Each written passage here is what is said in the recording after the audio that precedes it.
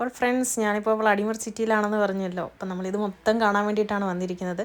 അപ്പോൾ ഞങ്ങൾ ഇന്ന് വേറൊരു സ്ഥലത്തേക്ക് പോയിക്കൊണ്ടിരിക്കുകയാണ്. അത് വേൾഡ് ഫേമസ് ആയിട്ടുള്ളൊരു കത്തീഡ്രൽ കാണാൻ വേണ്ടിയിട്ടാണ് ഞങ്ങൾ പോകുന്നത്. അപ്പോൾ ഞങ്ങൾ 3 പേരും ഇവിടെ എത്തിയിരിക്കുകയാണ്. അപ്പോൾ ഇതിനകത്തെ വിശേഷങ്ങളാണ് നിങ്ങൾ ഈ വീഡിയോയിലൂടെ കാണാൻ പോകുന്നത്. മീഡിയവൽ ടൈമിൽ ഇത് റഷ്യയുടെ ഒരു മദർ ചർച്ചായിട്ട് തന്നെ കരുതപ്പെട്ടിരുന്നു. മോസ്കോയിനെക്കാട്ടിലും ഇമ്പോർട്ടൻ്റ് ആയിട്ടുള്ളൊരു ചർച്ചായിട്ടായിരുന്നു ആ സമയങ്ങളിൽ ഇത് അറിയപ്പെട്ടിരുന്നത്. ഇതാണ് ഡോർമീഷ്യൻ കത്തീഡ്രൽ. ഇത് ശരിക്കും പറഞ്ഞിട്ടുണ്ടെങ്കിൽ വൈറ്റ് സ്റ്റോൺ കൊണ്ടാണ് നിർമ്മിച്ചിരിക്കുന്നത്. വ്ളാഡിമിർ സിറ്റിയുടെയും സൂസ്ദലിൻ്റെയും എല്ലാം ഒരു ചരിത്ര സ്മാരകമായിട്ടാണ് ഇന്ന് ഇത് അറിയപ്പെടുന്നത്. അന്നത്തെ കാലത്ത് ഇതിൻ്റെ ഏറ്റവും വലിയ പ്രാധാന്യം എന്നാണെന്ന് ചോദിച്ചു കഴിഞ്ഞാൽ, വ്ളാഡിമിർ പ്രിൻസ് യുദ്ധത്തിന് പോകുന്ന എല്ലാ അന്നത്തെ സോൾജിയേഴ്സിനും അനുഗ്രഹം നൽകിയിരുന്നത് ഈ ഒരു ചർച്ചിൽ വെച്ചിട്ടായിരുന്നു എന്നാണ് പറയപ്പെടുന്നത്. അതേപോലെ തന്നെ 12ാം സെഞ്ച്വറിയിലൊക്കെ ഈ ചർച്ച് ഒരുപാട് ആക്രമണത്തിനൊക്കെ ഇരയായി. അതിനുശേഷം ഇത് ഭയങ്കരമായിട്ട് തീയിട്ട് നശിപ്പിക്കപ്പെട്ടിരുന്നു. അതിനുശേഷം ഇത് ഈ ഒരു രീതിയിലേക്ക് പുതുക്കി പണിതെടുത്തിരിക്കുന്നതാണ്. ഈ ചർച്ച് 1158 അന്ത്രി ബോഗോലുബിസ്കി ആണ് പണി കഴിപ്പിച്ചത്. ഈ ബോഗോലുബിസ്കി എന്ന നെയിമിൻ്റെ അർത്ഥം ദൈവത്തെ സ്നേഹിക്കുന്നവൻ എന്നാണ്. അത് അന്ത്രിക്ക് ജനങ്ങൾ നൽകിയ പേരാണ്. അത് നിങ്ങൾ മനസ്സിലാക്കിയിരിക്കുക.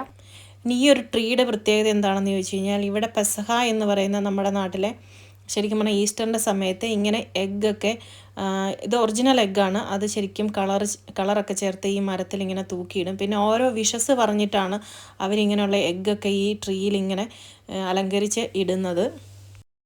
ഞാൻ പസഹ എന്ന് പറഞ്ഞൊന്നും ആരും തെറ്റിദ്ധരിക്കരുത്. റഷ്യക്കാർ ഈസ്റ്ററിന് പാസ്ഹ എന്നാണ് പറയുന്നത്. ഈ ചർച്ചിരിക്കുന്ന സ്ഥലത്ത് വന്നു കഴിഞ്ഞാൽ ഇതൊരു മൗണ്ടൻ പോലെയുള്ളൊരു പ്രദേശമാണ്. അപ്പോൾ ഇവിടെ നിന്ന് നോക്കിക്കഴിഞ്ഞാൽ വ്ളാഡിമിർ സിറ്റിയുടെ ഒരു ഭാഗം മുഴുവനും നമുക്കിങ്ങനെ കാണാൻ പറ്റും. ഒരു നല്ലൊരു തടാകവും, അതായത് ആ ഒരു അറ്റ്മോസ്ഫിയർ എന്ന് പറഞ്ഞു കഴിയുമ്പോഴത്തേനും നമുക്ക് ഇവിടെ ശരിക്കും പറഞ്ഞാൽ വിൻ്റർ ടൈമിൽ വന്നാലും സമ്മർ ടൈമിൽ വന്നാലും ഡിഫറെൻ്റ് ആയിട്ടുള്ളൊരു നല്ല കാഴ്ചയാണ് നമുക്ക് ഇവിടെ നിന്ന് കാണാൻ സാധിക്കുന്നത്. ഈ താഴെ കൂടെ ട്രെയിൻ പോകുന്നതാണ്. നമ്മൾ വന്ന റെയിൽവേ സ്റ്റേഷനാണ് ഈ താഴെ കാണുന്നത്.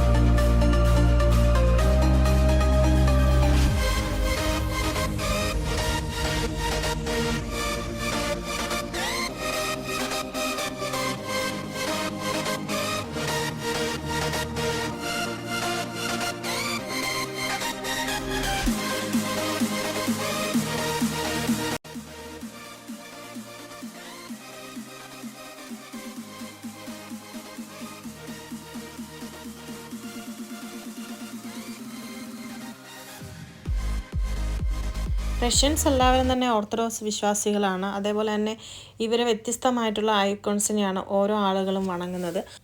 ഈ ചർച്ചിലെ മെയിനായിട്ടുള്ള ഐക്കോൺസ് എന്ന് പറഞ്ഞാൽ മമ്മ മരിയ എന്നുള്ളതാണ്. വിശുദ്ധ മറിയം അല്ലെങ്കിൽ കന്യക മറിയം, അങ്ങനെയൊക്കെ ഉള്ളൊരു കോൺസെപ്റ്റാണ് ഈ ഒരു ചർച്ചിലും ഉള്ളത്. അപ്പോൾ അത് ഒരുപാട് തവണ നശിച്ചു പോയതുകൊണ്ടും അതുപോലെ റിനുവേഷൻ കാര്യങ്ങളൊക്കെ ഒരുപാട് തവണ നടത്തിയത് കൊണ്ടും ഒക്കെയാണ് ഇപ്പോഴും ഇതിനൊരു ഓൾഡ് ലുക്ക് തന്നെയാണ് ഉള്ളത്. അത് ശരിക്കും ഇവരിങ്ങനെ പുതുക്കി പണിതുകൊണ്ട് ഒക്കെ ഇരിക്കുന്നതുകൊണ്ടാണ് നമുക്ക് ഇപ്പോഴും ഈ ഒരു സമയത്തും ഇത്രയും വർഷം പഴക്കമുള്ള ഈ ഒരു ചർച്ച് നമുക്കിവിടെ ഈ ഒരു കോലത്തിലെങ്കിലും കാണാൻ സാധിക്കുന്നത്. അപ്പം മോസ്കോയിലെത്തി വ്ളാഡിമിർ സിറ്റിയും സൂസ്ദലൊക്കെ കാണാൻ വരുന്നവർ വേൾഡ് ഹെറിറ്റേജ് ആയിട്ടുള്ള ഈ ഒരു സ്ഥലം കൂടെ സന്ദർശിക്കാം. അപ്പം നിങ്ങൾക്ക് നിങ്ങളുടെ എല്ലാം ഇങ്ങനെ ഒരു ഓൾഡ് സിറ്റിയൊക്കെ കാണുക എന്നുള്ള ആംബിഷൻസൊക്കെ കംപ്ലീറ്റ് ചെയ്യാൻ പറ്റും. അതുപോലെ തന്നെ വീഡിയോ ഒക്കെ കണ്ട് മനസ്സിലാക്കിയിട്ട് വരുമ്പോൾ നിങ്ങൾക്ക് കുറച്ചുകൂടി ഈസി ആയിട്ട് ഇവിടെയൊക്കെ എത്താൻ പറ്റും. അപ്പോൾ ഈ വീഡിയോ നിങ്ങൾക്ക് ഇഷ്ടമായെന്ന് വിചാരിക്കുന്നു. ഇഷ്ടമായവർ ഷെയർ ചെയ്യുക, ലൈക്ക് ചെയ്യുക, സബ്സ്ക്രൈബ് ചെയ്യുക. ഇനി അടുത്ത വീഡിയോയിൽ കാണാം. താങ്ക്